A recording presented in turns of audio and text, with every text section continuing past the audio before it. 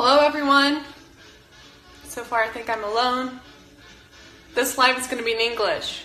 Also, I want to turn it into a YouTube video because today I'm going to teach you a lot of really useful stuff.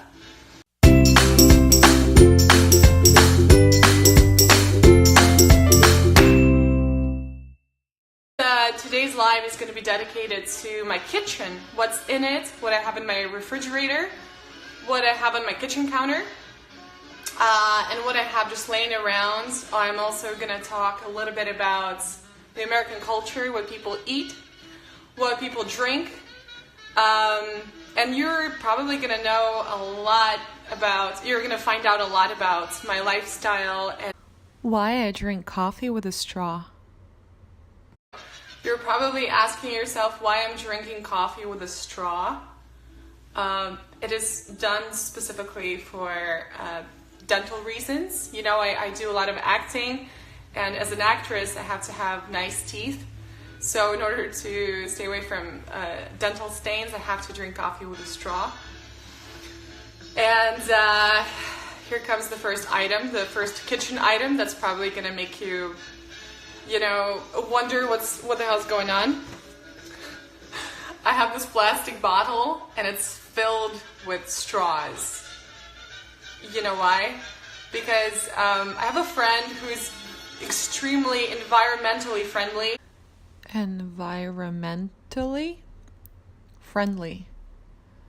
Environmentally friendly. Mentally friendly. She's trying to save the environment as much as she can, and she's a bartender. She works at a bar, and she told me that straws are extremely bad for the environment. So instead of just tossing them in the trash can, you're supposed to gather them in a plastic container like this. And then once you have like all of them in one container, you can recycle them. So now you know that I'm crazy about recycling, and I keep my straws that I use for drinking coffee because I don't want to stain my teeth in a plastic bottle. Now let's work on the word straw. Let's learn to say it correctly. The word straw ends in AW, and for that sound you need to drop your jaw. The word jaw has the same ending as straw. It's AW. So, aw. The sound aw looks like this. Aw. Your mouth looks oval. Your jaw, your lower jaw, goes like this. Aw. So, straws. I have my straws in a bottle. Straw. Straw. Bottle. Bottle.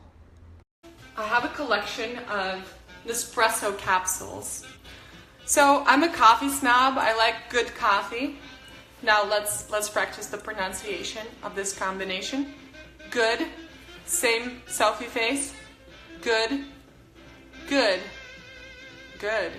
I like good coffee. The word coffee. If you're a New Yorker, or if you live in New York, you will probably hear people say coffee, coffee, coffee talk. That's just something that's very typical for New Yorkers, but anywhere else in America, people say coffee, coffee. So you have to drop your jaw again and say coffee, coffee. So I'm a big fan of strong, high quality coffee. Completely honest with you, the espresso machine gives me heart attacks and panic attacks. It makes me really hyper. As much as I love coffee, it's really, I think the coffee it makes is really strong. So every time I have a cup of coffee made by an espresso machine, I kind of get a little bit jittery, kind of crazy. So Jittery. Jittery. Hyper. Hyper. Kind of crazy. So I kind of have to, I had to lower my consumption of coffee a little bit ever since I got this machine. So I'm going to teach you a couple words that have something to do with coffee. To be caffeinated. To be caffeinated. When you say caffeinated, you have to open your mouth pretty big. Same as in the word pan. Caffeinated. Also, caffeine. Caffeine. Caffeine. Caffeinated. Caffeinated. Caffeine. Caffeine. And if you had too much coffee and you feel kind of hyper and really crazy, you are caffeinated or over caffeinated. When I lived in New York City, I drank about 5-6 coffees a day because I was always like in a hurry trying to achieve 1,000 different things, which I really love doing. But yeah, I drank a lot more coffee in New York, and New York is also a much more coffee-friendly city than Los Angeles. People in Los Angeles drink a lot of coffee too, but not as much because I think maybe it has something to do with the climate. The climate is a little bit different, quite different. And people in LA are a little bit maybe healthier. They drink more smoothies or like natural juices, you know. It is not a myth that Angelenos, people from Los Angeles, we also call them Angelenos. Angelenos. Angelenos. Angelenos. Are more into, like working out, going on hikes, being healthier, eating healthier, eating organic, local. So this culture, the California culture, is a little bit healthier. Let's open my fridge. But don't get too excited because really, I don't really eat at home ever. And what I have is bare minimum. And then It's bare minimum. It's bare minimum. I have about 3 different types of cheese in my fridge. I got a cheddar that's mixed with Gruyere. Let's actually practice the pronunciation of this kind of cheese. Say cheddar. The word cheddar, even though it has AR at the end, you kind of skip it and you just say cheddar, cheddar, cheddar. Cheddar. Cheddar. Cheddar. But this kind of cheddar is not a regular cheddar. It's mixed with Gruyere. Gruyere. Gruyere is not even an English word, but, from my rich cheese experience, people in America say Gruyere. Gruyere. Gruyere. Gruyere. This big chunk of cheese, I'm probably going to eat for a few days. I try not to eat all of my cheese at once, but I guess I could, but I try to stay away from it. Okay, so cheddar, Gruyere. That's the first kind of cheese I have in my fridge. I have more cheese. Hold on. I love this cheese. It's so good. So this is a local California cheese. It's made in Sonoma County, which is like north of San Francisco. So it's probably like a 7-hour drive from Los Angeles. So it's pretty far.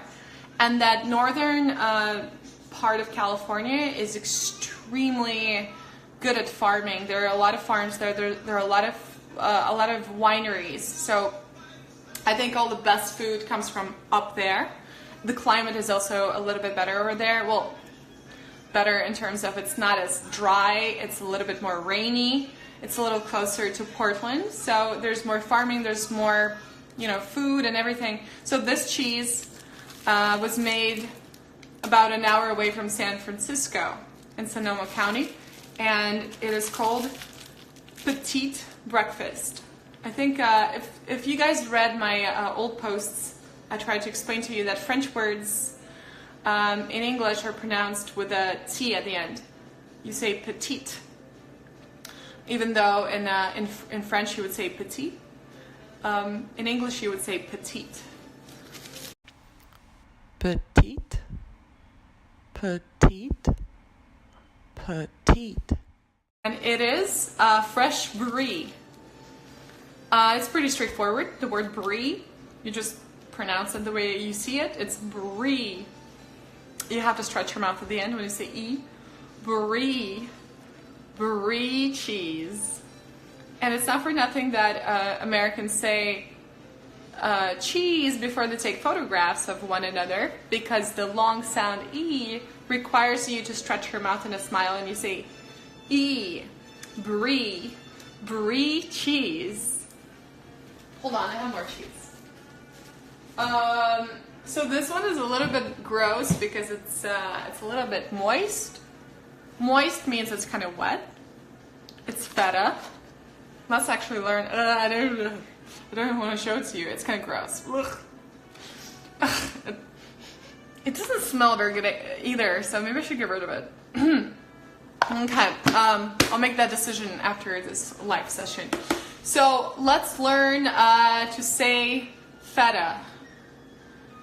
Feta. Feta. So that T turns into D. Feta. Oh, my fridge is screaming because it's been open for too long. Okay. It does that. So I have a very intelligent refrigerator. If I keep it open for too long, it starts yelling at me. So, it's extremely important to turn those T's at the end of words that are followed by vowel sounds into kind of like a D sound. So it's going to sound like feta, feta, not feta, but feta, feta. And the last sound in the word feta is a schwa sound, which sounds like feta, feta, feta cheese, feta cheese.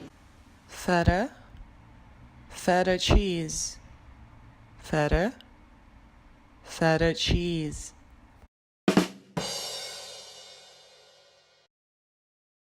Thank you for watching. More videos coming soon. This was Christina Burke, the founder of the school Bez Akcenta.